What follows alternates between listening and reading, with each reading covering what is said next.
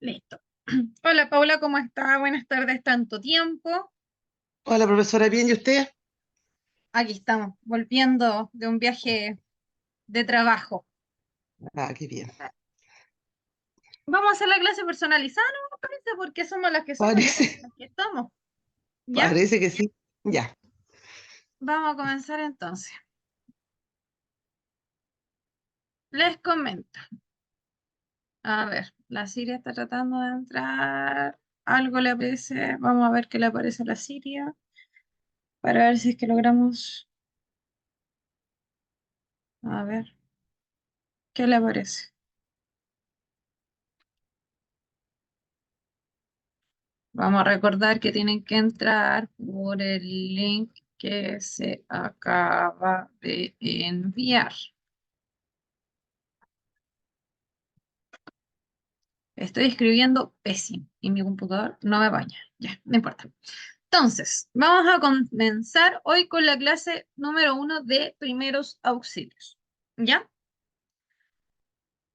Nosotros ya vimos y pasamos lo que sería la parte más esa del curso de cuidado, ¿cierto? Con respecto a todo lo que son los cuidados del adulto mayor, a todo lo que es cuidados paliativos, vimos farmacología, la parte legal, ¿cierto?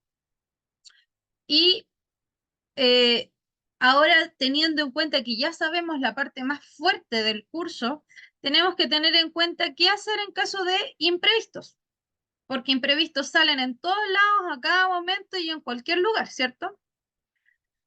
Pueden pasarnos en nuestras casas, pueden pasarnos en nuestros trabajos, pueden pasarnos en camino a nuestros trabajos, pueden pasarnos en una montonera impresionante de lugares en donde nos pueden pillar mal parados, ¿cierto? Y si yo no estoy preparada o preparado para saber cómo afrontar esas diferentes situaciones, ¿cierto? Me voy a choquear. ¿Cuántos de ustedes, cuántas de las que están conectados, que ahora vemos más, en algún momento han tenido una situación de urgencia, de emergencia, teniendo en cuenta siempre que no es lo mismo, y ahí más adelante se los voy a explicar, y no han sabido al tiro qué hacer? Se han quedado pasmadas. ¿Cuántas veces nos ha pasado? Que en algunas ocasiones reaccionamos a los minutos después de que, ah, chuta, ¿verdad que tengo que hacer algo? ¿O no? ¿Les ha pasado alguna vez? Sí, Miss. Hola, profesora. Sí, Hola, se me ha pasado. en más de alguna ocasión, ¿cierto? Entonces, para evitar eso, nosotros tenemos que estar preparados. Y en este caso, ¿en ¿qué tenemos que estar preparados? En primeros auxilios. Y un primer auxilio básico, ni siquiera le estamos hablando de un primer auxilio Bien, avanzado, muñeca. no les estoy hablando de un primer auxilio avanzado, no les estoy hablando de que ustedes sepan cómo intubar a una persona, no les estoy pidiendo que sepan hacer nada invasivo, sino que sepan directamente cómo actuar de acuerdo a las necesidades de, en este caso, su paciente, la persona que van a auxiliar o incluso sus familiares. O incluso, yendo un poquito más allá, en base a las necesidades de uno mismo de repente. ¿Ya? Entonces, teniendo en cuenta de que los primeros auxilios son las herramientas básicas que nosotros vamos a aplicar en un momento de urgencia o de emergencia. Y hágase el paréntesis y connótese bien la palabra urgencia y emergencia, ¿ya? ¿Por qué? ¿Ustedes creen que emergencia y urgencia son lo mismo en concepto? Sin antes que yo se lo hubiera dicho, ¿les hubiese sonado lo mismo? ¿Les hubiese sonado similar? Yo creo que sí, ¿cierto? Sí, profesora. Entonces, los primeros auxilios vamos a aplicarlos en caso de cualquiera de estas dos instancias, ¿ya? Y evidentemente, los primeros auxilios se van a aplicar y van a variar de acuerdo a las necesidades de cada persona, ¿ya? Por ejemplo, yo no voy a aplicar los mismos primeros auxilios en un niño que se cayó y se pegó en una rodilla que en un adulto, por ejemplo, que se dislocó el brazo. porque no necesitan lo mismo, no tienen el mismo tipo de lesión, tampoco tienen los mismos requerimientos en cuanto a sus lesiones, entonces tengo que aprender a aplicar de acuerdo a las necesidades, ¿ya? Y evidentemente el caso de que el propósito de que ustedes conozcan estos primeros auxilios es que tengan este conocimiento básico para saber cómo actuar y dentro de lo que son sus posibilidades y dentro de lo que son sus conocimientos, logran estabilizar a su paciente, disminuyan la sensación de dolor, disminuyan la sensación ansiosa, hasta que llegue personal médico más calificado o personal de la salud más especializado, y de esta manera pueden estabilizarlo al 100%, trasladarlo y aplicar los primeros auxilios o las medidas más permanentes. Por lo tanto, como objetivo general del curso de primer auxilio es que ustedes obtengan esos conocimientos, que sean capaces de brindar ¿cuánto se llama? Estas primeras acciones a sus pacientes en situaciones de urgencia o de emergencia hasta que llegue la ayuda médica especializada. Ese es el objetivo de los primeros auxilios, ¿ya?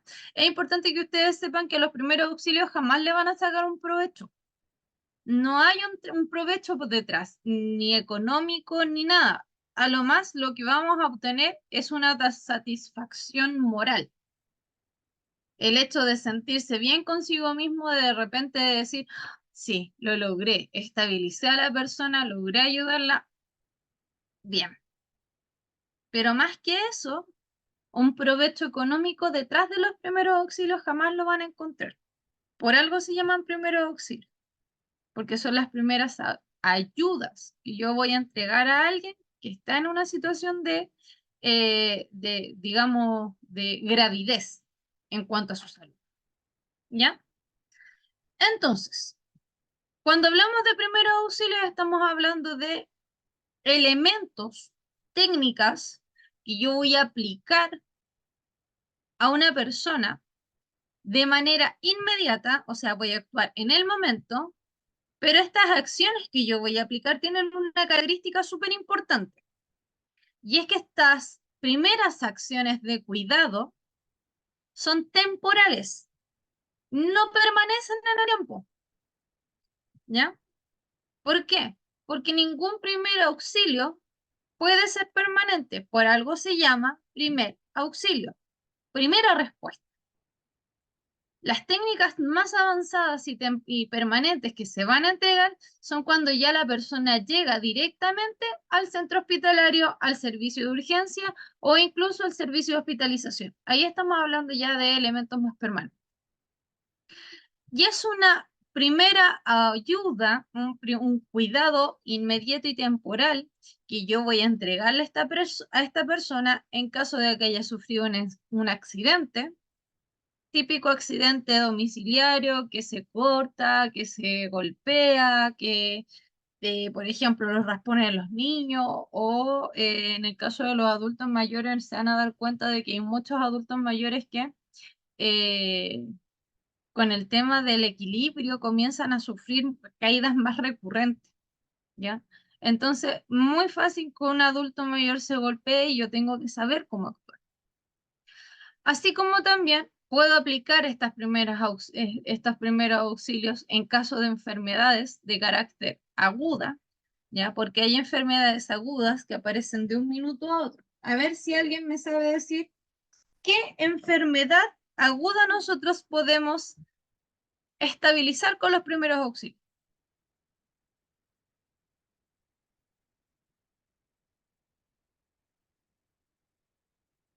Enfermedad aguda, una enfermedad que aparezca en el momento y que yo pueda auxiliar a alguien con primeros auxilios.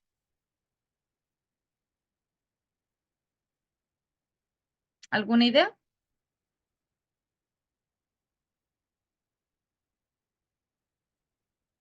¿No? Ejemplo, infartos. Las lesiones, profesora, también los preinfartos.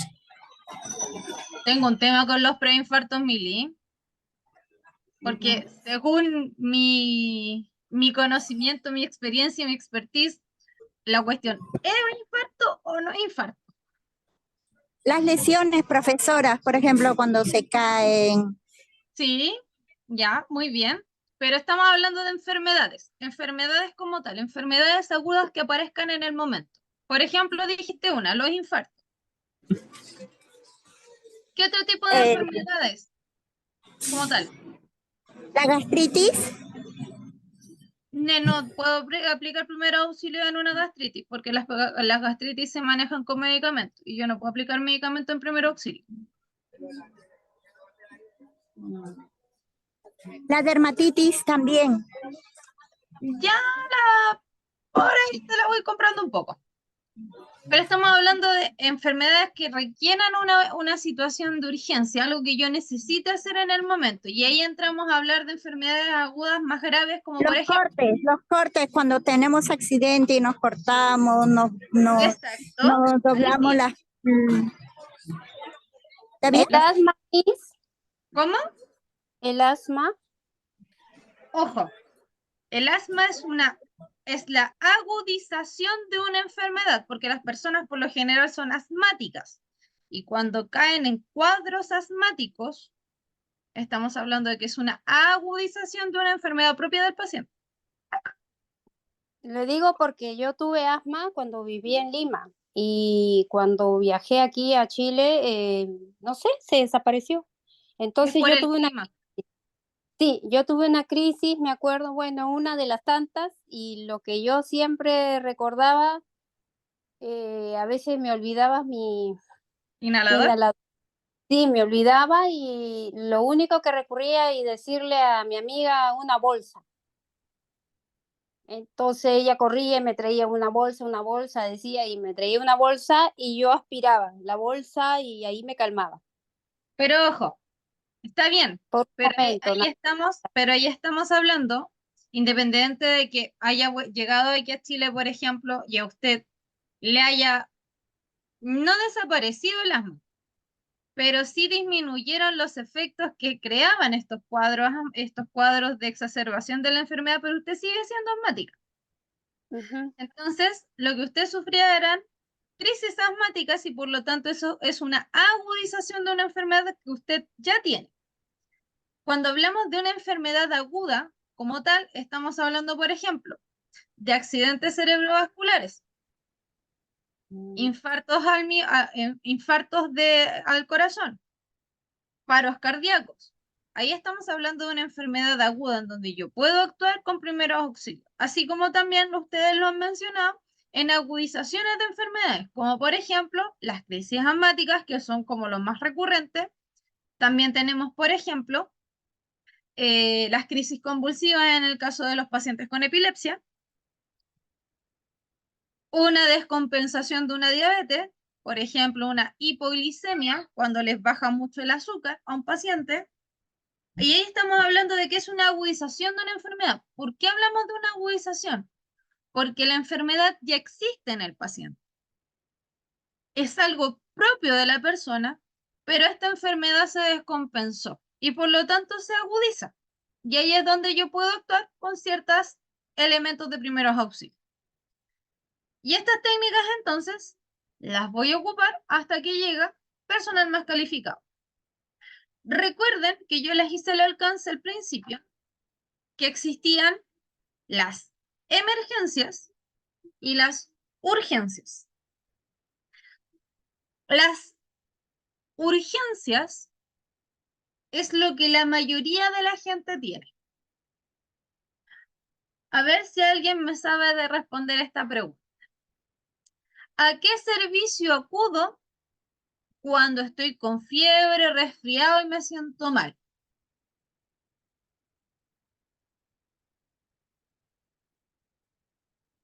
En el Al hospital, hospital. Al 24 horas, profesora, al al 24 horas. ¿ya? ¿Y cómo se le dice generalmente al servicio de? Urgencias. Urgencias, urgencias. Entonces, me respondieron todas bien la pregunta. Entonces, si yo acudo al servicio de urgencias cuando me siento mal, me duele la cabeza, tengo fiebre, estoy resfriada, tengo malestar general, lo que yo tengo es una urgencia porque me siento mal y mi cuerpo está reaccionando a virus externo. Pero si yo sufro un infarto o un paro cardiopulmonar, también voy a llegar al servicio de urgencia, ¿cierto? No, ahí me voy a emergencia, No, al igual, hospital. igual llego a urgencia, pero ¿cuál va a ser la Sí, diferencia? también, pero de ahí me transfieren una ambulancia al hospital. Exactamente, ese es el tema. Pero ¿cuál va a ser la diferencia? El tiempo de reacción. En la urgencia, aquí hablando lamentablemente en Chile, cuando uno asiste al servicio de urgencia por un malestar general, fiebre, vómitos, diarrea, lo que a ustedes se les ocurra, y asistimos al servicio de urgencia, al SAPU, al SAMU, etcétera, estamos, dependiendo de las características del cuadro que yo presente, voy a estar por lo menos de 6 a 8 horas en espera, ¿cierto? Versus, si llega una persona descompensadísima en paro cardiopulmonar o con un cuadro de un accidente cerebrovascular, lo más seguro es que esa persona llegue en camilla y la pasen sopla hacia el servicio, hacia el interior del servicio para que la atiendan de forma inmediata. Esa es la diferencia. Una urgencia me da tiempo de respuesta. Una urgencia, si bien es cierto, es una situación de salud que puede o no poner en riesgo vital a una persona, pero tengo un tiempo de espera. Tengo un tiempo para actuar. Versus una emergencia médica, no tengo tiempo de actuar, tengo que actuar ahora ya, aplicar al tiro ya las acciones que la persona necesite, porque la emergencia lo que me está indicando es que lo que yo tengo enfrente es efectivamente una persona que está en riesgo vital inminente. Por eso que una emergencia y una urgencia médica no son lo mismo, porque no tienen ni requieren el mismo tiempo de respuesta, ni muy seguramente van a requerir las mismas aplicaciones con respecto a primeros auxilios. ¿Ya? Esa es la diferencia. Y es importante que ustedes también sepan determinar cuándo están frente de una emergencia médica versus una urgencia. ¿Ya? Ahora, si bien es cierto, por lo general, cuando yo les hablo de primeros auxilios, la mayoría me habla de lesiones, me habla de golpes, me habla de caídas, me habla de paros cardiorrespiratorios, y etcétera, etcétera, etcétera, que si ustedes engloban todo lo que yo les acabo de mencionar, estamos hablando principalmente de qué tipo de lesiones. Estamos hablando de lesiones físicas, ¿cierto? Pero los primeros auxilios no se preocupan solo de las lesiones físicas. Cuando ustedes tienen miedo, ¿cómo sienten su cuerpo? ¿Qué es lo que le pasa a su cuerpo? ¿Cómo se comienza a demostrar el miedo en el cuerpo? Profesora, nos da como ataque de pánico, el cuerpo cambia, uno se siente diferente. ¿Ya? ¿Pero qué es lo que sienten? A ver, vayan hablándome. ¿Les duele algo? No, o sea, ya nuestro metabolismo cambia totalmente, no es el mismo, uno se siente diferente. Por O eso. sea, yo le digo ¿Qué es- por experiencia propia, yo lo he pasado. pero por eso, ¿qué Entonces, es lo que yo he sienten? sabido tener. ¿Acelera Taquicardia. la respiración? ¿Taquicardia ya? Claro, ¿Qué más? no, ya Ang- uno se pone nerviosa, le comienza a sudar las Angustia. manos, le comienza a Angustia, sudar las manos. Llanto. sudoración, llanto, ¿ya? Sí. ¿Qué más? Aparte de eso. A tartamudear, comienza a tartamudear, no habla normal y todo.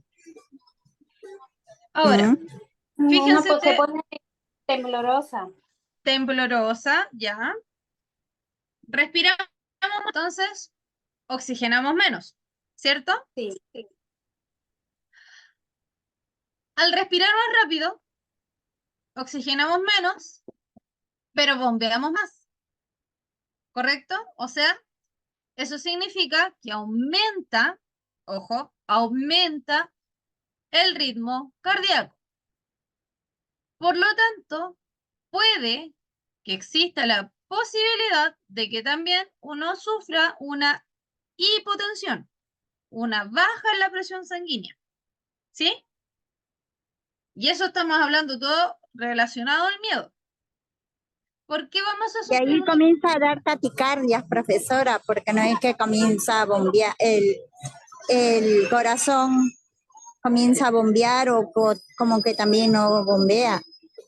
Por eso, hablamos de la taquicardia, ¿cierto? Porque uno oxigena mal. Ahora estamos hablando de la hipotensión porque al oxigenar mal, entonces la presión disminuye y además eso también se ve relacionado directamente con la sudoración excesiva. ¿Qué más sucede? Profesora, Dígame. profesora, hay una compañera que está pidiendo que usted la acepte en el Zoom. No puede entrar a clase, dice. Jacqueline Jacqueline, Rondón. me acaba de aparecer. ¿Está lista? Jacqueline Roldán. Estamos ready. Ya, buenos días. Disculpe, Hola, buenas no hay tardes. problema. Entonces, dijimos que el corazón latía más rápido, bajaba la presión, pero también al oxigenar menos, respiro más rápido. Y eso también tiene un nombre. Se llama taquipnea. Respiro más rápido. Si ustedes se dan cuenta, lo que yo les acabo de mencionar son elementos físicos. Ojo, estoy mencionando características físicas de una emoción. El cómo mi cuerpo está expresando esa emoción. Por lo tanto, si yo tengo una persona con una lesión X, no entremos en mayores detalles, pero tengo una persona con una lesión X y yo me preocupo solo de la lesión, supongamos que esa persona tiene una fractura y tiene miedo. El corazón late más rápido. Por lo tanto, la sangre que se pierda directamente en la zona de la fractura va a ser mayor o va a ser menor.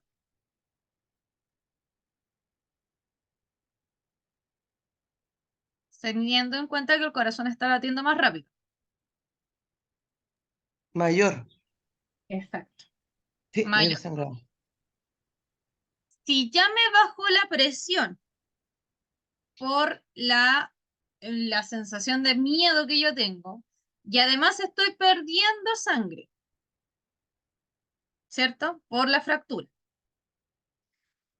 La persona se va a complicar más lento o más rápido.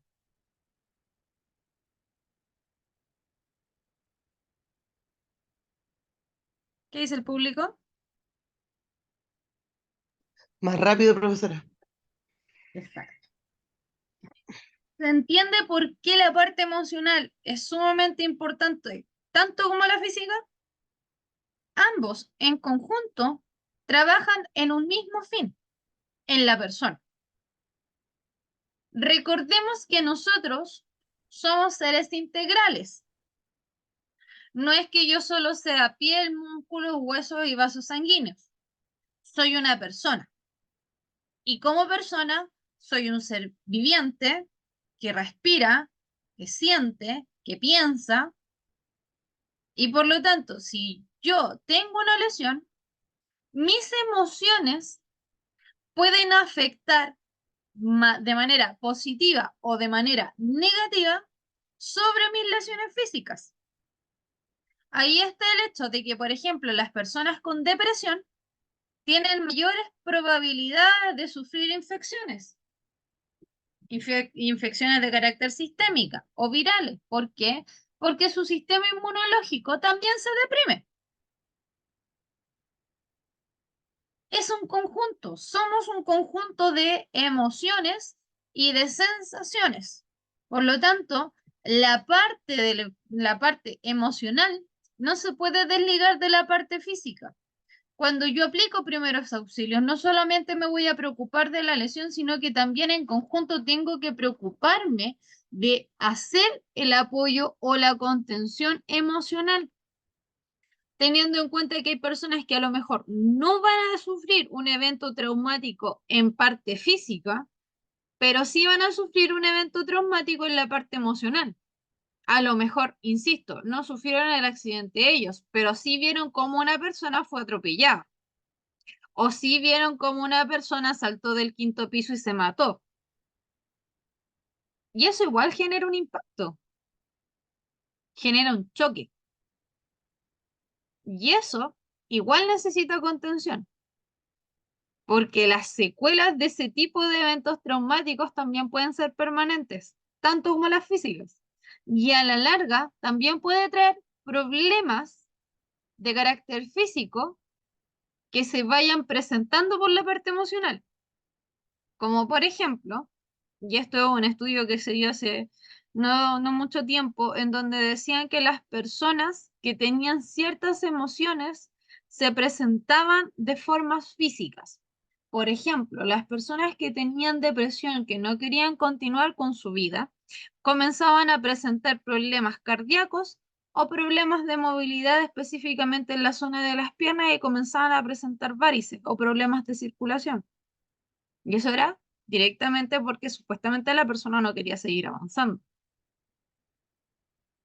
Las personas que están con un tema de estrés están tan aceleradas en su día a día que su cuerpo de alguna manera trata de ralentizar el tiempo y comienzan a sufrir problemas de carácter gastrointestinales, principalmente, ¿qué es lo que les pasa?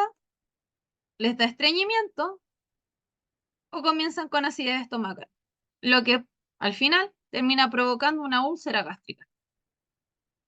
Son pequeños estudios, pero que nos van demostrando que nuestras emociones influyen en nuestra parte física, así como viceversa, ¿ya? Así que si ustedes tienen una persona que ha sufrido un shock emocional o han visto un evento traumático, han presenciado un evento traumático, hay que realizarle el apoyo emocional, el apoyo, la contención también, y en caso de ser necesario que ustedes vean que la persona no sale de ese shock, solicitar la ayuda correspondiente, porque eso puede traer un trauma más que físico, emocional a la persona, ¿ya?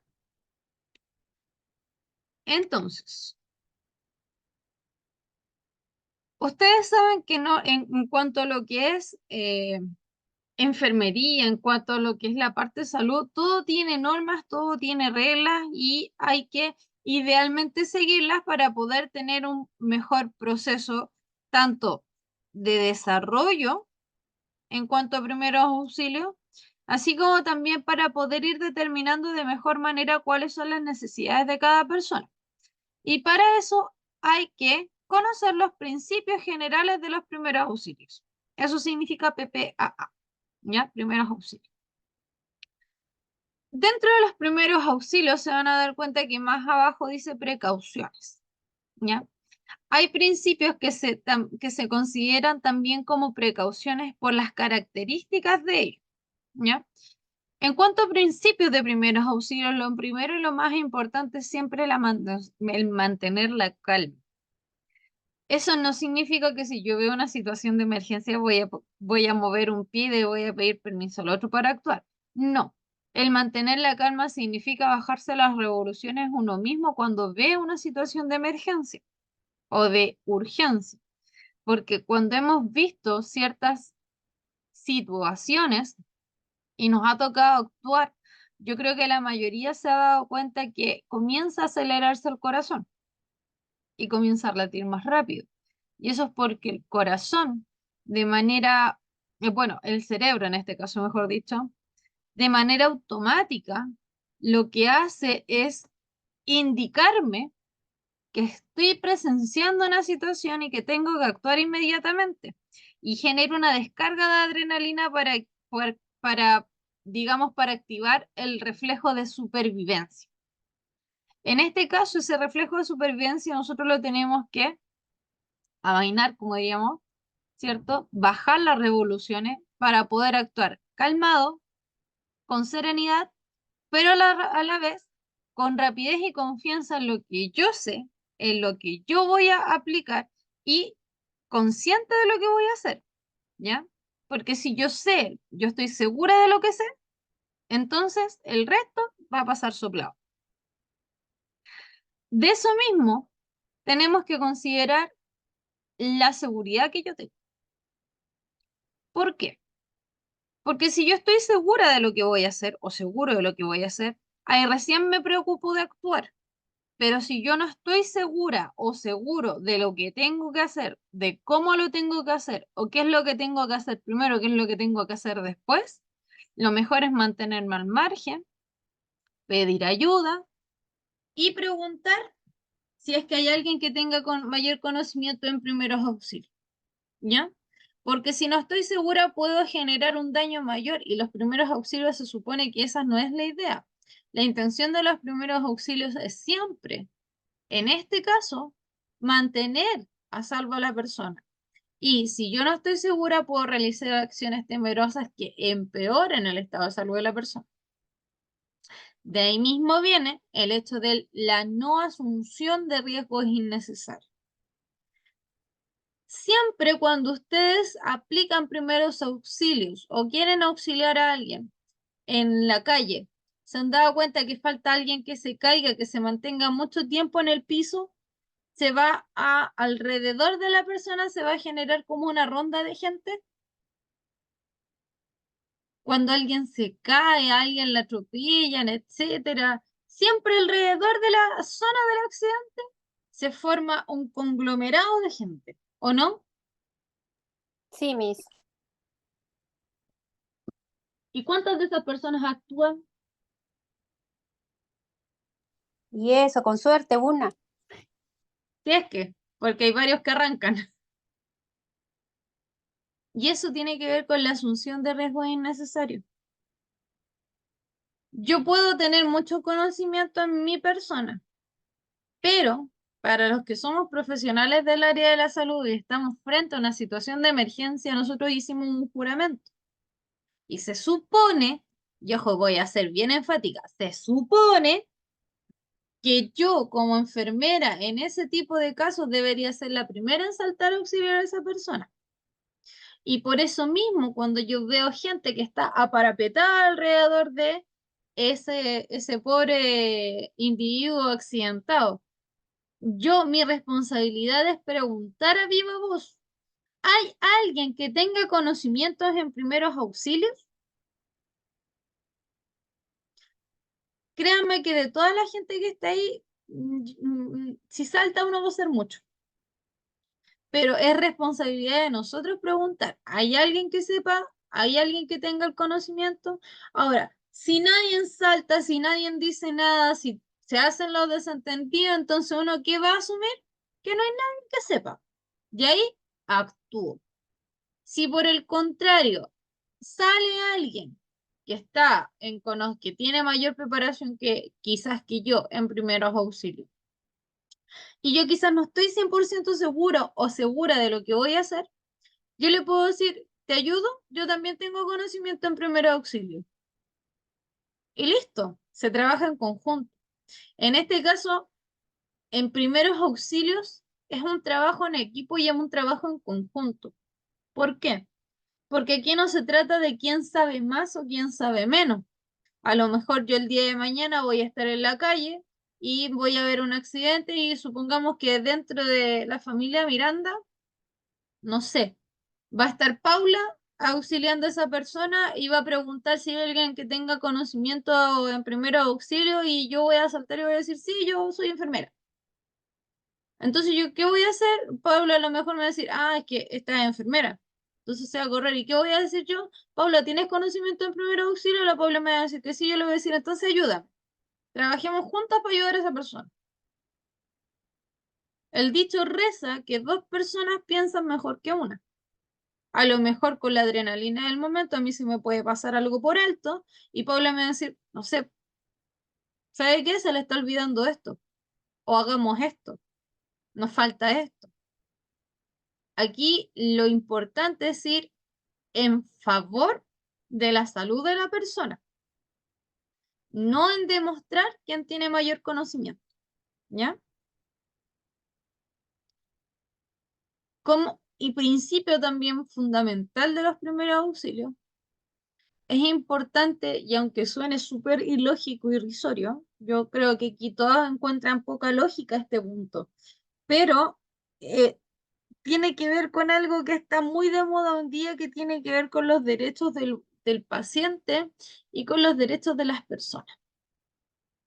Supongamos que ustedes pasan por la calle y encuentran a una persona consciente que se está provocando autolesiones, pero está consciente.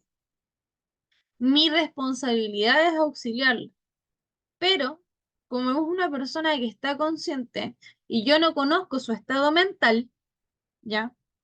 Mi responsabilidad es preguntarle si quiere que yo le ayude. Porque aunque suene ilógico, si esa persona estando consciente, aún yo habiéndole dicho, soy Yesenia, enfermera, me dejas ayudarte, estás sangrando, etcétera, si esa persona me dice que no, yo no tengo nada más que hacer más que quedarme parado ahí mirando hasta que llega la ambulancia y la ambulancia tiene más peso para poder, en este caso no obligarla, pero sí auxiliarla de la forma que corresponde. ¿Por qué? Porque si una persona está consciente, yo tengo que decirle o tengo que pedirle autorización para poder auxiliarla. Si esa persona me dice que no, no tengo nada más que hacer. ¿Debido a qué? Derechos humanos, derechos de las personas. Si esa persona llega a salir de sus lesiones y me demanda a mí porque yo transgredí su voluntad, me puede demandar. ¿Por qué? Porque actué en contra de qué? De su voluntad. Hay personas que, créanme, les puede pasar que estando en la calle uno le dice, ¿sabes qué? Mi nombre es Yesenia, soy enfermera, ¿te puedo ayudar? Te va a decir sí, obvio, o te va a quedar con cara de te va a mirar con cara de esté preguntando estupideces. Así como también nos vamos a encontrar con el otro lado de la moneda, en donde la persona te va a mirar y te va a decir, y tú eres profesional del área de la salud, solamente tienes conocimiento en primer auxilio, ¿quién eres tú? Y solamente por no tener un título profesional detrás que respalde que tienes conocimiento en primer auxilio, te va a decir que no. Y pueden encontrar de todo. Pero su responsabilidad va en el hecho de preguntarle, recibir la autorización y posteriormente auxiliarlo. Si no hay una autorización de por medio, la persona sí puede decir que uno está actuando en contra de su voluntad. Por otro lado, si ustedes tienen un paciente que se ha desmayado, que perdió la conciencia, que está total y completamente inconsciente, siempre y cuando, ojo con esto, siempre y cuando ustedes no sospechen de una lesión en la columna vertebral, lo colocan de lado. De lo contrario, lo dejan tal cual como están, quietecito en el lugar y no se mueve hasta que sea estrictamente necesario. ¿Ya?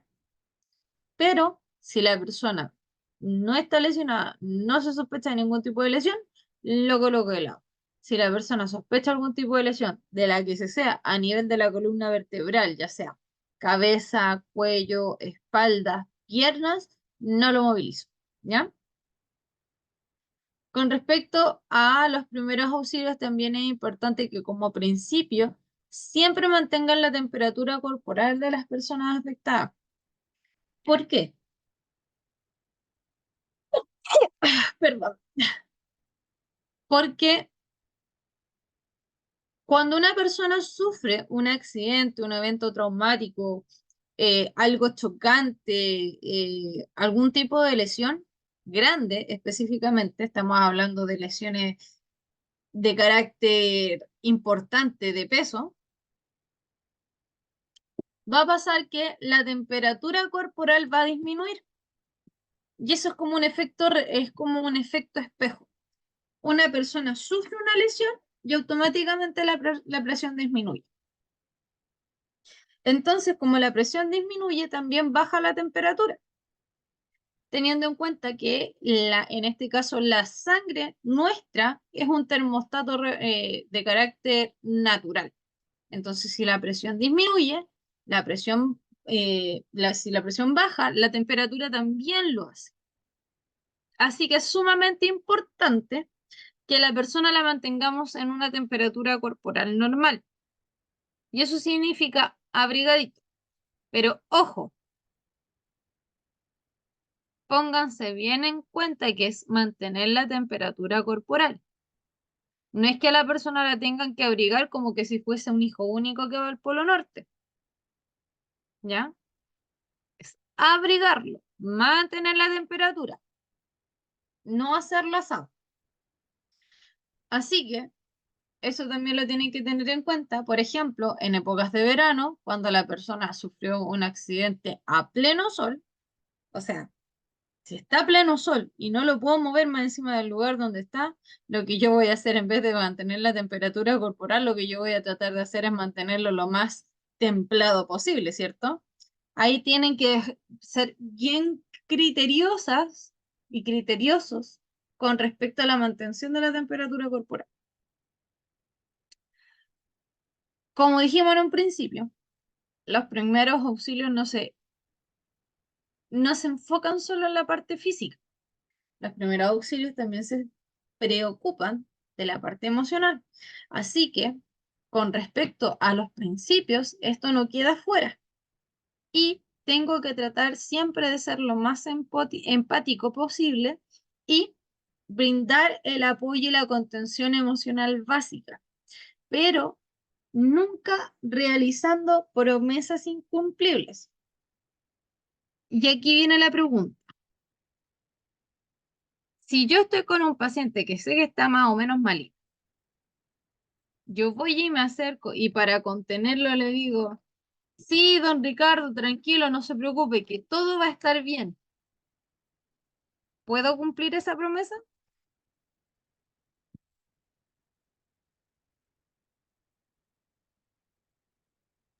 No, no, Miss.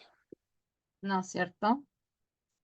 Porque yo no sé lo que va a pasar en el camino, si la persona se va a descompensar más, yo no sé si camino al hospital se va a descompensar, va a fallecer, yo no sé si la persona va a salir bien de la situación, no puedo asegurarle que todo va a estar bien. Lo que sí puedo hacer es ser empático, escuchar activamente y tratar de hacer la contención correspondiente diciéndole, necesita algo, quiere que llame a alguien, ya viene la ambulancia en camino, yo me voy a quedar aquí con usted para que estemos tranquilos. Ese tipo de confianza, ese tipo de apoyo, eso de repente contiene mucho más que un tranquilo, no se preocupe, todo va a estar bien, va a salir todo bien, porque al final uno sabe que son promesas incumplibles. Son cosas que yo no puedo asegurar a ciencia cierta porque en realidad no tengo cómo. Por muy profesional del área de la salud, y aunque yo sepa que es una lesión ínfima, yo no sé si esa lesión ínfima, pequeña o gigante va a generar algún tipo de secuela o de alguna complicación en el camino, cosa que no tengo una bolita de cristal para poder asegurar. ¿Ya? También es importante con respecto a los principios de los primeros auxilios, la movilización de los pacientes. Cuando yo tengo un pacientito que ha sufrido un accidente, yo no voy a mover ese pacientito de esa zona donde se accidentó, a menos que sea estrictamente necesario o que corra peligro su vida. Por ejemplo, cuando las personas caen directamente desmayadas en medio de la carretera. ¿Corre o no corre peligro esa persona? Evidentemente sí, ¿cierto? Pero también corre en peligro mi persona si yo trato de auxiliarlo, ¿cierto? Entonces ahí yo tengo que hacer lo que nosotros diríamos como una balanza. Si pone en peligro mi vida, entonces ya no puedo actuar. Si solo está en peligro la vida de la persona, sí puedo actuar, pero siempre y cuando teniendo las precauciones necesarias, básicas, para evitar ponerme en peligro yo. porque la idea es que no aumente el número de víctimas, sino que se mantenga, que disminuya o que se eliminen la cantidad de víctimas, ¿ya? Y es importante también que llamemos o que activemos el sistema de emergencia, el 131, según la gravedad de la persona. ¿Ustedes llamarían a la ambulancia porque una persona se peló la pierna o la rodilla?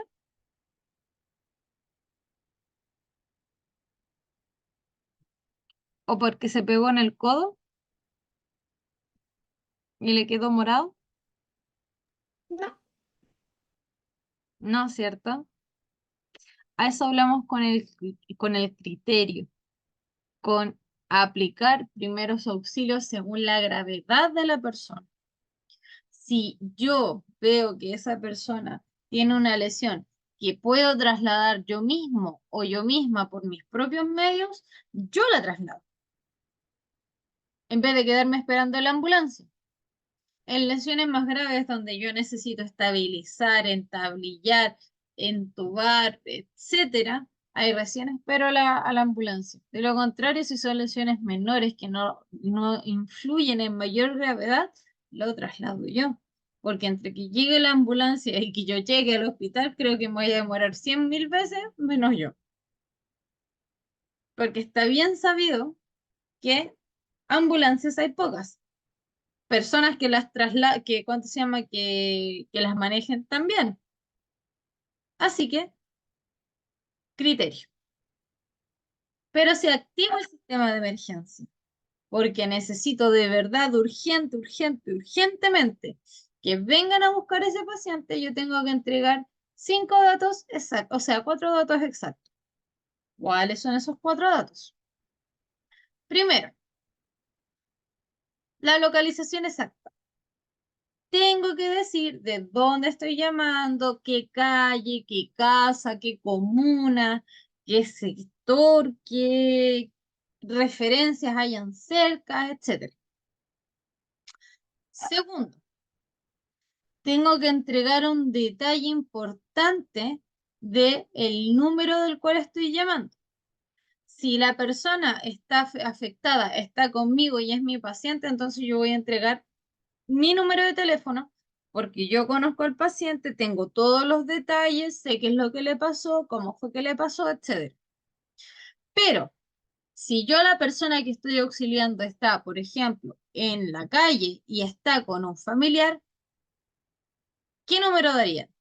¿El mío, que es el número del que yo estoy llamando, o el número del familiar o del amigo?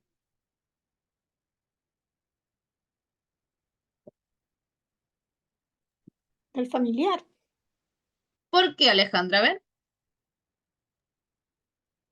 porque él puede saber si tiene algún otro tipo de enfermedad y puede dar Exactamente. mayor información.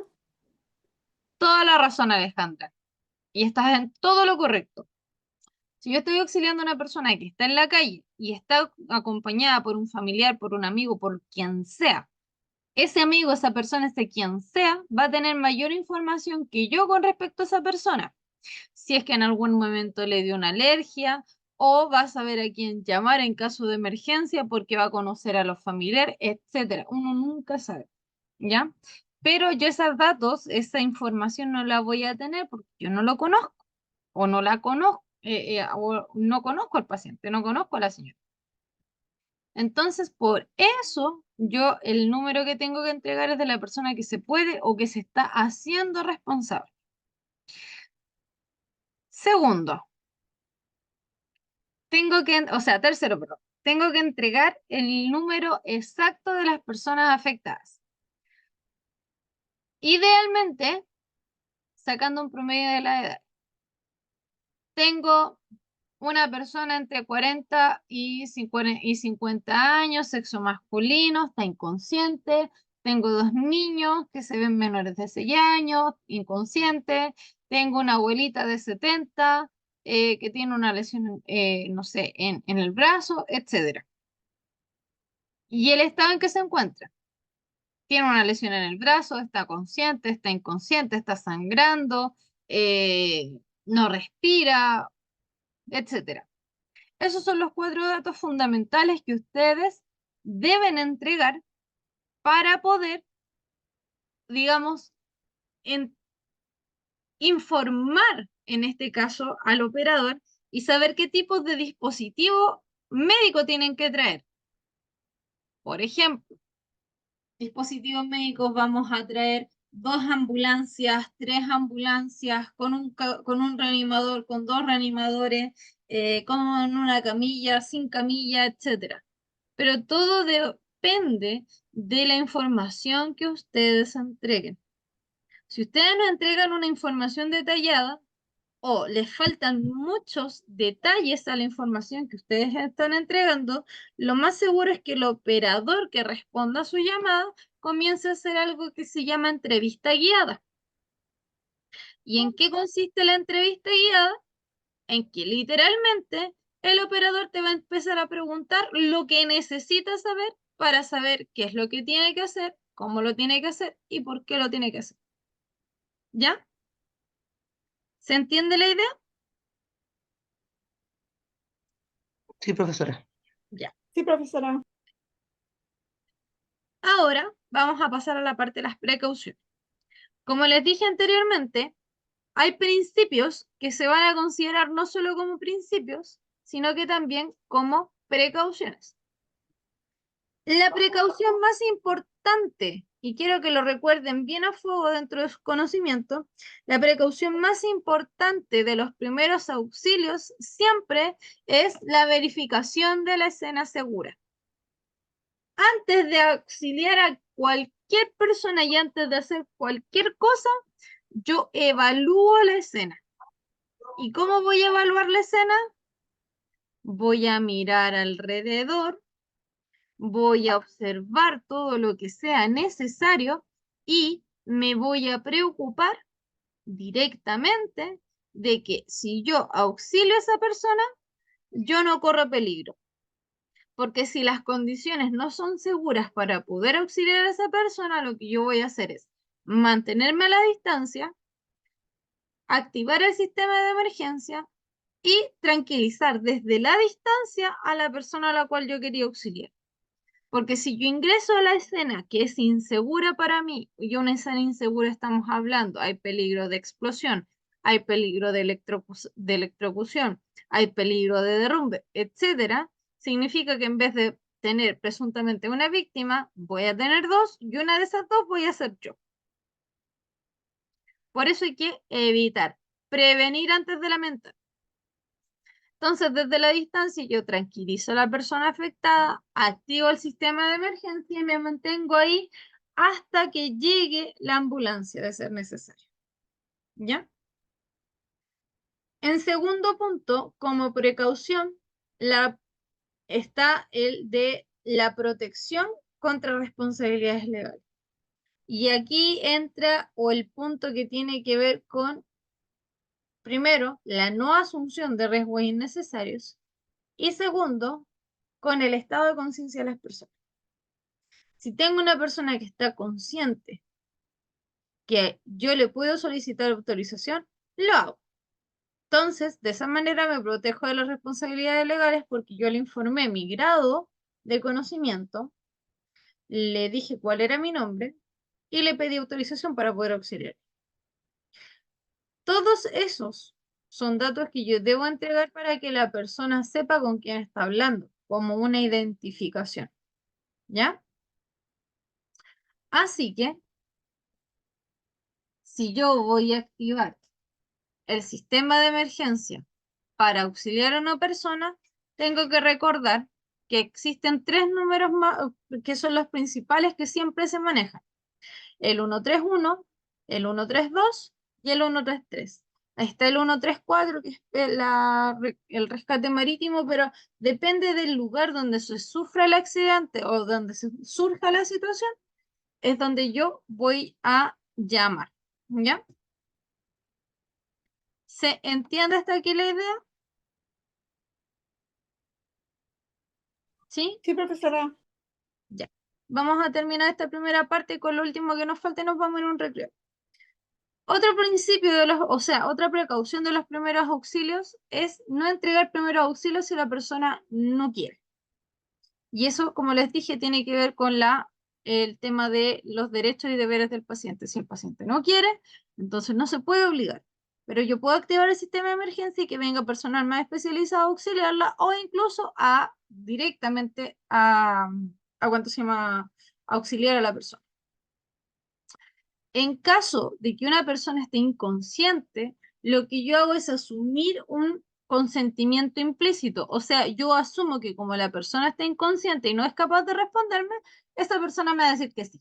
Aunque yo no esté segura, pero yo siempre puedo asumir que me va a decir que sí. Es importante que ustedes jamás de los jamás se hagan ningún tipo de comentario con respecto al estado de salud de una persona a la cual ustedes están auxiliando. Porque aparte de que se ve feo, se puede prestar para malos entendidos, las personas pueden entregar o pueden, más que entregar, sino que las personas pueden, los familiares sobre todo, pueden generar un conflicto mayor por entregar información privada. ¿Ya? Mantener la temperatura corporal también no es solo un principio, sino que también es una precaución. Y por último, ustedes no están autorizados como primeros auxiliadores a administrar absolutamente nada, ni agua, ni líquidos, ni alimentos, ni nada que no esté indicado por una receta médica o por un médico como tal. Y por lo general, cuando nosotros aplicamos primeros auxilios, no vamos a tener un médico hasta que llegue la ambulancia. ¿Ya? ¿Dudas, consultas, preguntas?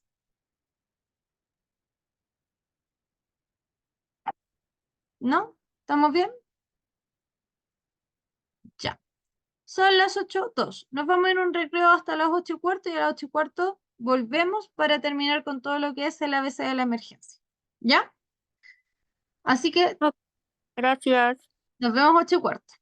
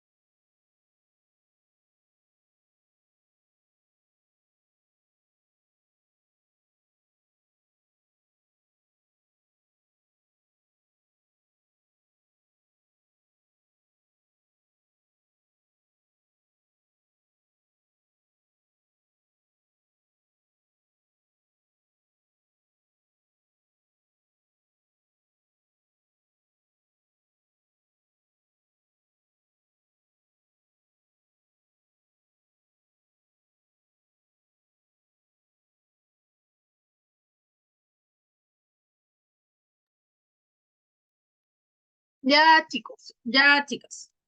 Entonces, vamos a continuar con la segunda parte de esta clase, que es el ABC de la emergencia. Aquí quiero ser bien enfática, ¿ya? Quiero que recuerden bien lo que les voy a decir yo ahora.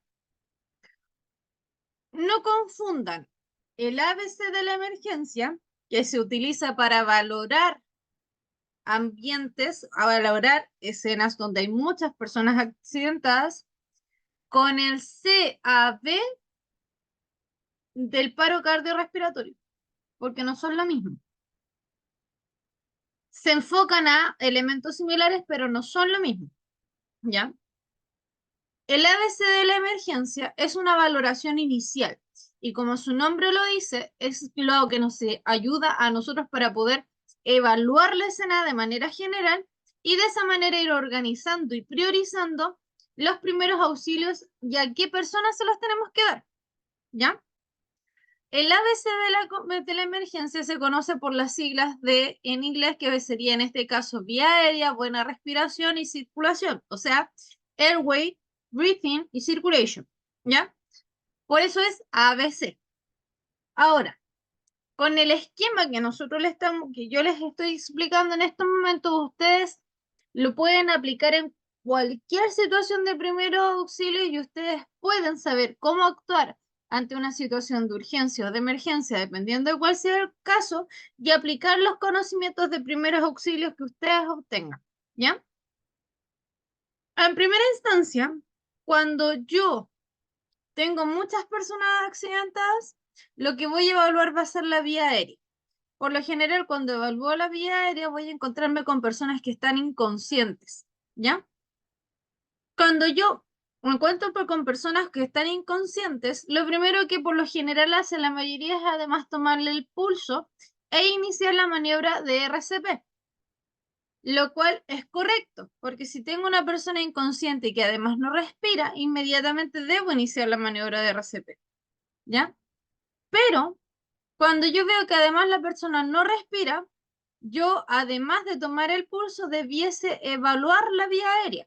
Y para evaluar la vía aérea significa que tengo que abrir la vía aérea y eso significa abrir la boca y mirar hacia adentro.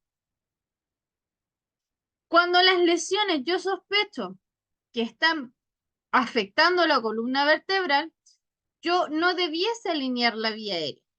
¿Y a qué se refiere no alinear la vía aérea? Cuando yo tengo una persona que sufrió un accidente, yo lo que debiese utilizar es la maniobra frente-mentón, que la vamos a ver en la letra B de la vía aérea. La maniobra frente-mentón, yo lo voy a utilizar para poder extender la vía aérea a la zona de la laringe, faringe y tráquea, y de esa manera dejarla extendida para que, en este caso, el aire pueda pasar de mejor manera. Pero si sospecho de una lesión en la columna vertebral, yo no puedo hacer eso, ¿ya? Puedo verificar si es que no está caída la lengua hacia la parte trasera y colocarlo de lado para eliminar la obstrucción. Si con eso se elimina la obstrucción y no hay una lesión en la columna vertebral, lo hago y sería todo, lo dejo ahí, no hay nada más que hacer. Probablemente esa persona comienza a respirar de manera inmediata por sí solo, sin auxilio de absolutamente nadie más, ¿ya? Pero para poder hacer esto, debemos comprobar entonces la vía aérea. ¿Y cómo se realiza eso para que la persona logre respirar con normalidad? Con lo que yo les explicaba recién, que era la maniobra frente-mentón. La maniobra frente-mentón habla de la extensión de la vía aérea, y eso significa que coloco una mano en la frente y la otra tomo el mentón y dejo la nariz en posición como de olfateo, mirando hacia la parte superior. De esa manera lo que yo voy a alinear es todo esto. Si yo tengo mi vía aérea así, significa que yo tengo la vía aérea de esta forma, en L. ¿Me siguen? Esto es una L. Boca, faringe, laringe, tráquea. ¿Me van siguiendo, cierto? Sí, profesora. Sí, profesora. Si yo ocupo la maniobra frente-mentón, lo que yo voy a hacer es sobreextender la zona de boca. Voy a alinear la zona de la boca, laringe, faringe. Y voy a hacer esto. ¿Se dan cuenta que esto queda más recto? Ya no es una L, sino que queda así. Y eso permite la liberación de la vía aérea y por lo tanto que la persona vuelva a respirar por sí sola sin mayor problema. Pero vuelvo a insistir, si yo tengo una persona a la cual le voy a aplicar la maniobra frente-mentón, pero sospecho de que tiene una lesión con la columna vertebral, no la puedo aplicar, ¿ya? Una vez que ya hemos entonces eliminado la obstrucción de esta zona de la vía aérea, vamos a observarla para ver que no tenga algún cuerpo extraño. Comida o algún, por ejemplo, alguna pieza dental que se haya golpeado, se haya salido, que pueda producir la obstrucción. Y en caso de que encontremos el cuerpo extraño, trataremos de sacarlo con la maniobra con un movimiento como de gancho. Y eso significa que voy a meter mi dedo hasta la parte más profunda sin provocar el vómito y voy a moverlo y voy a generar un ganchito. Entonces voy a entrar así por la pared de la boca y luego voy a generar el gancho para poder eliminar la obstrucción o en este caso el objeto. Si yo al realizar ese movimiento solo lo toco pero no sale, no vuelvo a realizar el mismo movimiento porque yo lo que voy a hacer es correr el peligro de que introduzca más el objeto en la vía respiratoria y por lo tanto se pueda producir una obstrucción total del flujo aéreo.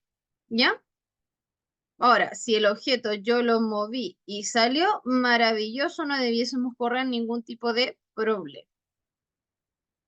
Después de haber verificado entonces la letra A, voy a pasar a la letra B, que es la buena respiración. Si ya eliminé la obstrucción, entonces ahora tengo que preocuparme que la persona respire bien. Y para que la persona respire bien, puedo utilizar una maniobra que actualmente ya no se utiliza tanto, pero que igual de repente es importante o bueno conocerla, que es la maniobra MES, que consiste en mirar, escuchar y sentir, o mirar, oír y sentir. Es exactamente lo mismo, ¿ya? Actualmente, la maniobra MES ya no se ocupa tanto, pero insisto, de repente igual para conocimientos básicos es importante manejarla porque me puede dar una mejor, ¿cómo decirlo? Una mejor variación de acción en caso de que yo esté insegura de lo que tengo que hacer.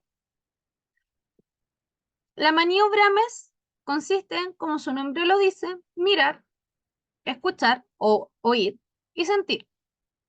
¿Qué voy a mirar?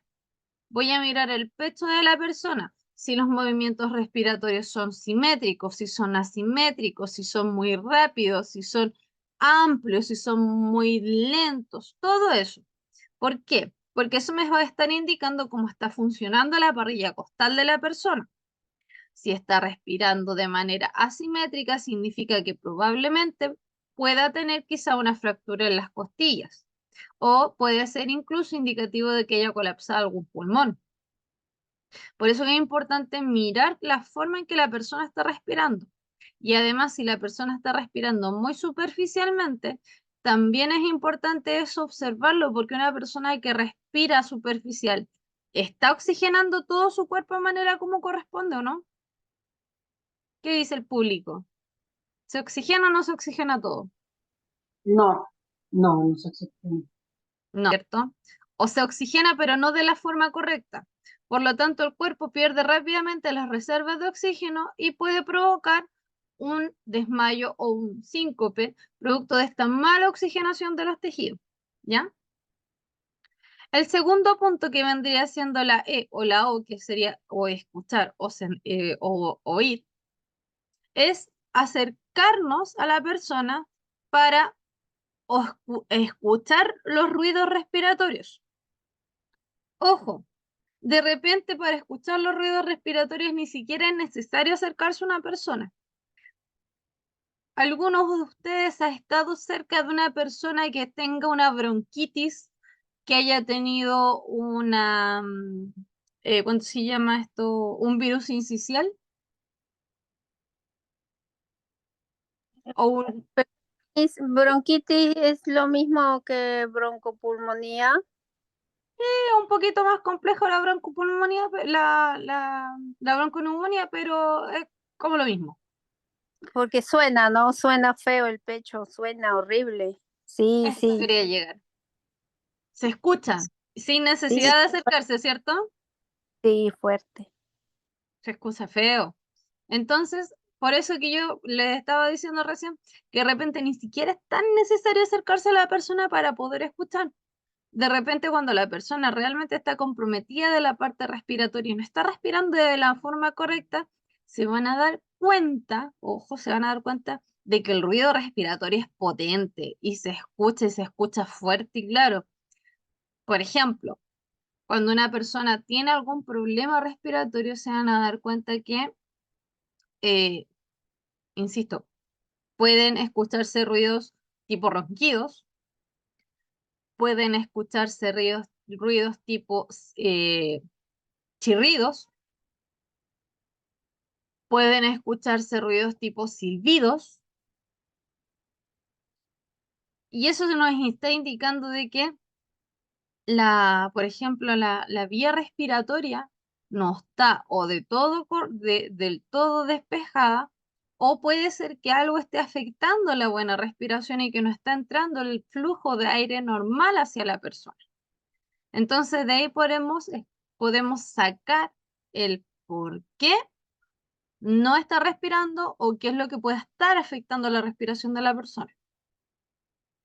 Y el último punto que vendría siendo el sentir, la S, es que ya miré el tórax, ya escuché los ruidos. ¿Qué me falta? Sentir la respiración, sentir el vapor de agua que expiramos cuando estamos respirando. Si ustedes se ponen la mano al frente cuando ustedes están hablando, se van a dar cuenta que cada momento, cada vez que ustedes hablan, se siente una diferencia térmica. ¿Por qué? Porque el aire que entra a una temperatura. El aire que sale se siente a una temperatura mayor. Y lo mismo sucede con la respiración, ¿ya? Porque es un vapor de agua que sale temperado. Entonces nosotros de esa manera vamos a determinar que efectivamente está saliendo aire normal. ¿Por qué? Porque en algunas ocasiones nos vamos a dar cuenta que a lo mejor el aire no está saliendo de forma correcta, no sale en una sola expiración, sino que a lo mejor sale entrecortado.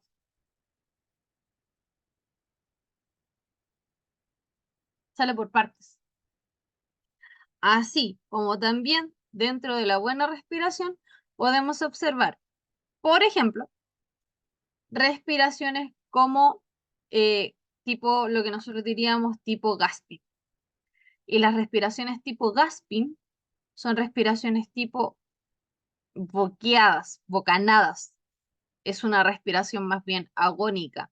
Y cuando ustedes estén en presencia de una persona con una respiración de ese estilo, ustedes inmediatamente tienen que ponerse a hacerle RCP, porque la respiración tipo gasping indica que la persona en cualquier momento se va a parar.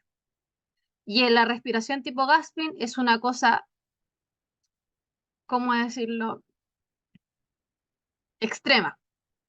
La persona Mi- está, Disculpe, Miss, y cuando, por ejemplo, duermen y así tienen esa respiración tipo Gaspi, como dice, como que roncan y hasta, no sé, o sea, ojo, la eh, respiración tipo gasping no se da cuando una persona duerme. La respiración tipo gasping se va a dar cuando una persona sufrió una lesión en la parte torácica.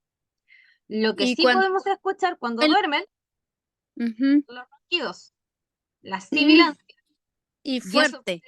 y fuerte. Y eso puede estar indicando, ojo, eso puede estarle indicando que hay mucosidad acumulada en la vía respiratoria. Sobre todo en los adultos mayores que tienen, por ejemplo, problemas de movilización, se van a dar cuenta que después de un tiempo, eh, al perder la movilización, pierden también la movilización de las secreciones. Entonces estas se comienzan a acumular dentro de la vía respiratoria y por eso también se produce el ronquido, que eso también tiene que ver con un tema de hidratación por resequedad de la vía respiratoria. También se van a producir estos silbidos al respirar, que es producto de la acumulación de moco. Eh, Ahí pueden afectar otros factores también dependiendo de, por ejemplo, en el caso de Nira, si su paciente tiene alguna enfermedad de base, enfermedades, por ejemplo, de carácter respiratorio o enfermedades de carácter neurológico. Por ejemplo, Lo las que personas que pasa están es psicoladas. que Dígame. yo cuido niños, ¿no? Pero empezó a engordar el niño y ahora ronca y fuerte, Entonces tiene que ver con eso. fuerte. Yo cuando bajo de la minera voy a la casa así, a cuidar a los niños porque los padres salen, ¿no? Y el niño lo encuentro más gordito y cuando da la siesta ronca, pero fuerte, fuerte. Y yo lo En- despierto porque a veces hasta se ahoga. Entonces, con ese tipo de niños, por ejemplo, hay que tener cuidado porque principalmente con esos niños, cuando sufren mucho de peso, comienzan a sufrir obesidad. La obesidad interfiere directamente en el proceso de respiración porque es un peso extra que se está acumulando en la persona y comienza a afectar la parte respiratoria y afecta de manera importante. Para que ustedes sepan, como a manera de, Profesora, dígame, sí, y también afecta cuando hay un problema del corazón, también. cuando se tapan las arterias, todas esas cosas Cuando hay un también, infarto. claro, porque yo estoy viviendo justamente eso, que tenemos a mi abuelita, que es la que la cuido, tuvo, se le taparon las arterias, y entonces quedó en la UTI, ahora tiene un marcapaso provisorio y le van a poner un marcapaso eh, ¿Permanente? definitivo. ¿Ya? Entonces también tenía problemas, eso empezó con problemas también respiratorios, con mucha tos, cansancio, edema en las piernas, Pero pero eso tiene también que ver con la parte circulatoria. claro, claro, pero me refiero al tema del corazón, que al tema de la respiración y la tos que se ahogaba en la noche, mucha tos. Entonces pienso que también tiene que ser un tema, puede ser un tema del corazón también, el tema de la Pregunta, respiración. pregunta, su abuelita cuando le hicieron todo el tema, cuando sufrió todo el tema del taponamiento cardíaco, ¿la intubaron? No, no, no, fue todo súper rápido. Fue rápido. Hoy día empezó a saturar bajo, el latido del corazón está en el 21, 25, y a urgencia inmediatamente, y de ahí oxígeno, y de ahí hospitalizada en medicina, al tiro al rato en la mañana a UTI, para ponerle no me acuerdo cómo se llama el aparatito que le ponen aquí en la yugular, Marcapaso. que es marcapaso provisorio. Pero era también por el tema de la respiración, que respiraba muy lento, y la tos. Es que claro, cuando el corazón y todo, para que se entienda, y era lo que le decía anteriormente, somos un todo. Si algo falla, igual va a ser que falle el resto. Si me fallan los pulmones, va a ser que falle el corazón, va a ser que falle ¿cuánto se llama? Los riñones, va a ser que falle todo. Entonces, las veces cuando se nota más, por ejemplo, es cuando hay algún problema de carácter metabólico. En este caso, por ejemplo, los pacientes con obesidad se les nota mucho en la parte respiratoria que se afecta demasiado, y cuando las personas tienen problemas cardíacos también se afecta la parte respiratoria. ¿Pero por qué? Y aquí tiene que ver con un tema de tanto de nexo como de cercanía. Si el corazón falla, va a fallar todo el resto de nuestras funciones, porque el corazón es la bomba cardíaca y es lo que maneja toda la sangre de nuestro cuerpo. Pero anatómicamente, ¿dónde están los pulmones y dónde está el corazón?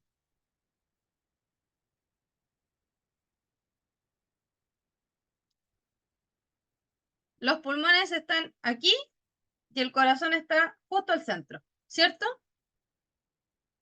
Por eso que un pulmón tiene como un sacado, que es principal, es el pulmón derecho, tiene como un sacado versus que el pulmón izquierdo es completamente recto. Y eso tiene que ver con qué? Con la forma anatómica que nosotros tenemos para darle el alojamiento dentro de nuestro cuerpo al corazón. Cuando se sufre un taponamiento cardíaco o cuando se sufre algún problema cardiovascular, inmediatamente sí o sí va a afectar a la parte respiratoria porque están juntos, están pegaditos, el corazón está al lado de los pulmones, ¿ya? Entonces sí se afecta y sí se nota harto en la forma en que la persona respira, en la forma en que la persona oxigena, en la forma en que la persona trata de metabolizar el oxígeno, también se nota. Porque no, digamos que no nutre al cuerpo de la forma correcta porque el corazón no está funcionando de la forma correcta, entonces está todo derechamente relacionado. Por eso que en el caso, por ejemplo, de la Anita, que tiene un niño con obesidad al que está cuidando, la obesidad está enlenteciendo el metabolismo porque este niño tiene un problema de peso extra y eso afecta la vía respiratoria. ¿Cómo la afecta? Primero, la cantidad de grasa en el cuerpo aumenta. La grasa, al aumentar, reseca las vías respiratorias y por lo tanto se producen obstrucciones o apneas del sueño, sobre todo en los niños, de forma más recurrente.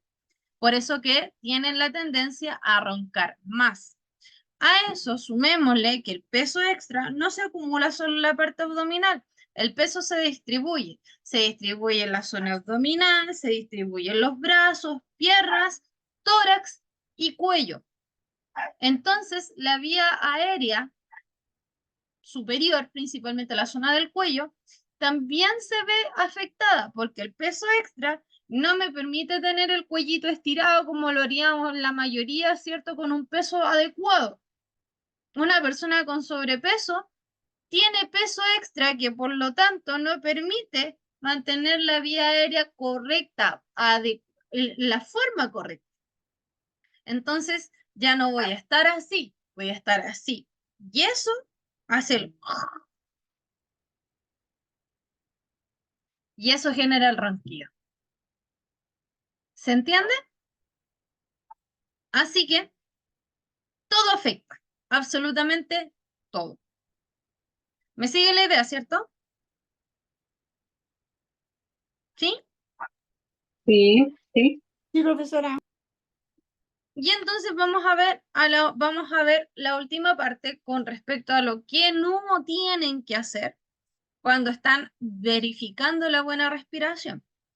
Ustedes, si están aplicando la maniobra MES, mirar, escuchar y sentir, y se dan cuenta que en un plazo de 10 segundos no ven movimiento torácico, no sienten ¿cuánto se llama? La respiración de la persona, significa que esa persona está en paro y por lo tanto deben inmediatamente comenzar a aplicar el RCP.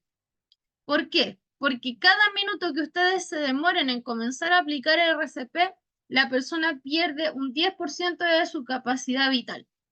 Y eso significa que si yo dejo pasar 10 minutos, ¿cuánto tiempo voy a perder? ¿Cuánta capacidad vital voy a perder? El 100%. Así que las probabilidades de una persona en la que yo no actúo de manera inmediata, créanme que va a entorpecer o va a disminuir las probabilidades de sobrevida de esa persona. Y lo último que vamos a ver es la letra C, que es la circulación. Verificamos la vía aérea. Sabemos cómo extender la vía aérea. Sabemos qué es lo que tenemos que observar en la buena respiración una vez verificada la vía aérea. Entonces ahora nos vamos a la parte de la circulación, a la parte del corazón. Dentro de la parte de circulación, aparte del nivel de alerta y la respiración, ¿cierto? Si la persona está consciente o está inconsciente, tenemos que ver si la persona se moviliza voluntariamente o no. ¿Por qué?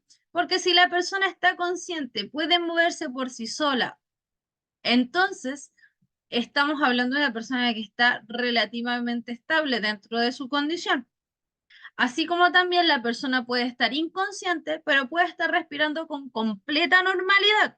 Y eso significa que está levantando y contrayendo el tórax de manera adecuada, que a lo mejor tiene respuesta a, por ejemplo, los estímulos verbales, que yo lo voy a hablar y le voy a decir, oiga, ¿está bien? Y la persona va a despertar. O yo voy a aplicar un pequeño, lo voy a peñiscar, ¿cierto? Para saber si es que reacciona y también va a reaccionar. Esos son indicativos de que la persona tiene un estado de circulación correcto, que está el corazón bombeando la sangre suficiente para poder mantener a esta persona estable dentro de toda la condición, ¿ya? Si eso sucede y yo no sospecho de una lesión en la columna vertebral, cabeza, cuello, tronco, lo coloco en la posición lateral de seguridad, que es colocarlo recostadito de lado hasta que llegue la ayuda correspondiente. Pero si la persona no respira o está respirando de forma normal y no tiene pulso, inmediatamente activo el sistema de emergencia y comenzamos a aplicar la maniobra de RCP. Una persona que no responda, que no respire, ¿ya? O sea, yo le hablo y, oiga, está bien, y yo no vea la respiración, le tomo el pulso, no hay pulso, en menos de 10 segundos, créanme que eso lo van a verificar perfectamente en menos de 10 segundos. Son 3 indicativos más que suficientes para indicarme a mí que la persona está en un paro cardiorrespiratorio y que yo tengo que inmediatamente comenzar a aplicar la RCP, sin más demora, al tiro no, ¿ya? Nada de esperar a la ambulancia, que la ambulancia le haga no. Yo lo aplico y dejo de aplicarlo cuando llega la ayuda especializada correspondiente, ¿ya? Ahora, ¿cuál es la posición lateral de seguridad? Es la posición en la que yo voy a colocar a la persona cuando está consciente, pero, o sea, puede estar consciente o inconsciente, pero que esté respirando con normalidad, que no tenga una lesión en la columna vertebral. ¿Por qué? Porque este tipo de postura o de posición me ayuda para evitar, por ejemplo, que la persona vomite y al momento de vomitar aspire contenido gástrico por la vía respiratoria y se produzca una broncoaspiración. ¿Por qué? Porque hay personas que vomitan y al no poder ponerse de lado por sí solas, aspiran todo el contenido gástrico y eso puede producir una infección en los pulmones. Por eso se llama broncoaspiración.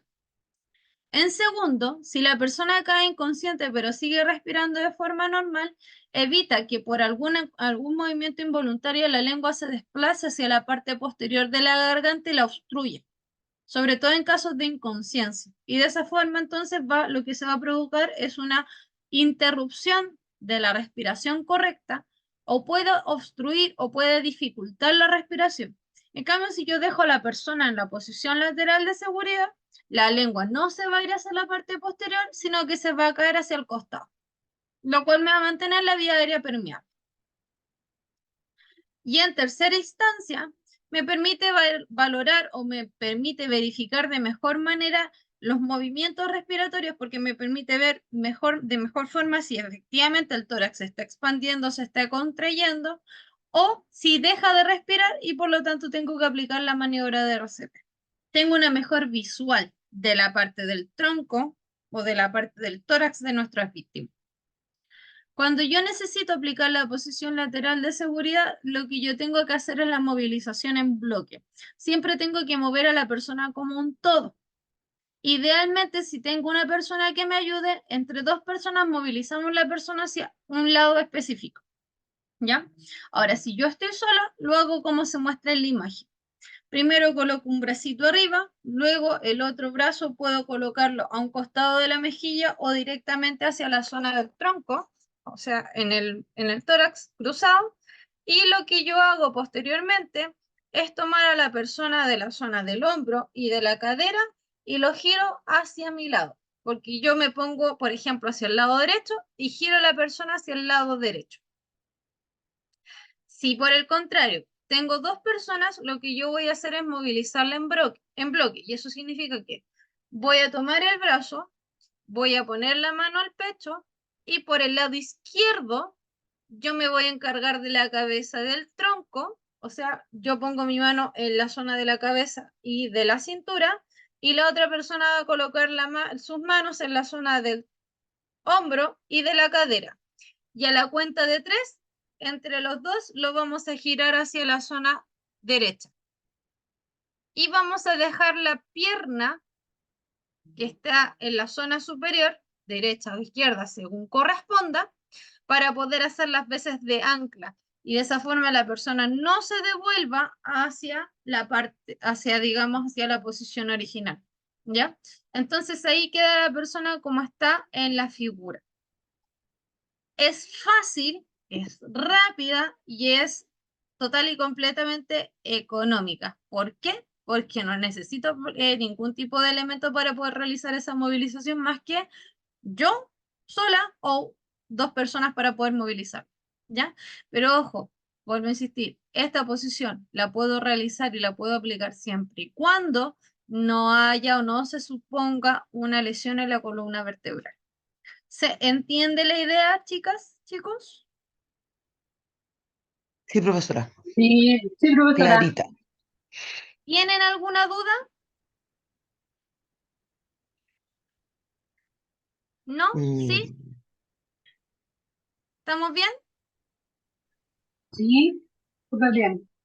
Entonces, mis estimadas, esta fue la primera clase del día de hoy. La próxima clase la vamos a tener el día miércoles en el mismo horario. Yo voy a volver también a enviarles el link porque, insisto, tal como se los mencioné en el WhatsApp del curso, estas clases no están, ¿cómo decirles? No están planificadas dentro del cronograma de la plataforma que ustedes utilizan habitualmente. Esto se va a producir solamente por el mes de enero, porque en el mes de febrero vuelven nuevamente a los días martes y jueves con la plataforma original, con el acceso original como lo han hecho hasta ahora, ¿ya? Yo a la brevedad posible, idealmente a lo que terminemos la clase, les voy a enviar el cronograma de los contenidos que vamos a ver por clase y cómo se van a evaluar, ¿ya? Estamos iniciando la clase hoy día lunes 8, y eso significa que tienen que sacar, que son 8 clases, tendríamos 1, 2, 3, 4, 5, 6, 7, 8. Nosotros estaríamos terminando el miércoles 31 las clases, ¿ya? El 31 estaríamos terminando con la última clase y también con la última evaluación. La semana del día 5 de febrero volverían con clases los martes y los jueves, o sea que retomarían las clases el día martes 6 de febrero en horario y plataforma y acceso habitual, ¿ya? Como les digo, les voy a enviar el cronograma para que ustedes lo tengan y cualquier duda, cualquier consulta me la hacen saber por el WhatsApp. ¿Ok? Voy a pasar la lista y con eso estaríamos entonces terminando por lo menos la clase de hoy. Profesora, ¿y esta clase queda bloqueada? De una, de una. La clase queda grabada, sí, como siempre. Todas las clases quedan grabadas y yo me demoro un poco en subirlas porque tengo que esperar a que la grabación se termine de procesar. Profe, Ok, una gracias. pregunta. Las clases que empiezan en febrero, ese ya el último módulo que estaríamos viendo. Déjame salir de una duda, corazón, y te digo al tiro. Déjame pasar la lista y te digo al tiro cuántos módulos le faltan. Pasemos Gracias. ¿cuánto se llama la lista primero? Entonces, dame un segundo para poder pasar la lista.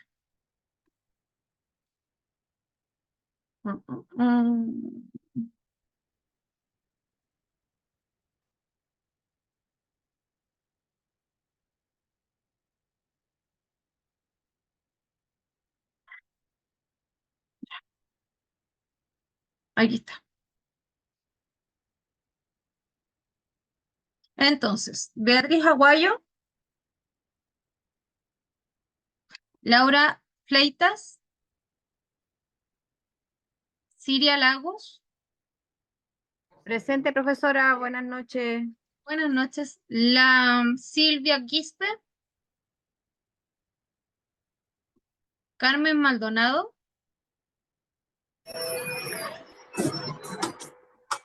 Patricio Navarro, Milagros Orlandini, Presente, profesora. Antes se fue la clase, pero ya estoy acá de nuevo. Alejandra Risi, Presente, profesora, gracias. de nada, Ivette Rojas, Presente, profesora, me demoré, no podía ingresar, pero logré ingresarlo. eso es lo importante. Jacqueline Gracias. Rojas, Tengan buenas noches. gracias, Ivette. Presente, Miss, buenas noches. Buenas noches, Andrea Ruiz, Paula Sánchez, Presente, profesora, muchas gracias. okay. María Silva, Presente, profesora, buenas noches. Gracias. buenas noches, Yana Visconde. Presente, Miss. Gracias. Buenas noches. Buenas noches. Ya, ahora para responder la pregunta de la compañera, ¿cuántos módulos le quedan? Les digo al tirante. Hemos visto hasta ahora, estamos iniciando el penúltimo módulo, si no estoy mal, que es el de primeros auxilios. Ya vimos todo lo que fue cuidados de enfermos. Estamos listos con estimulación, ya, trastorno. A ver, a ver. Ya, mis estimadas, en estricto rigor a ustedes les quedan, aparte de este, un módulo más. Les quedaría terminar conmigo lo que es primeros auxilios y les estaría faltando solamente el módulo de estimulación cognitiva y con eso estarían terminando el curso. O sea, el curso lo estarían terminando en febrero. El 29 de febrero me parece que estarían terminando el curso si no hay ninguna otra, si no hay ningún inconveniente. ¿Ya? Eso, chicas, chicos. Que tengan buena noche y espero haber resuelto sus dudas. Que les vaya muy bien y nos vemos el miércoles. Buenas noches. Buenas noches, gracias, profe. Eh, Gracias.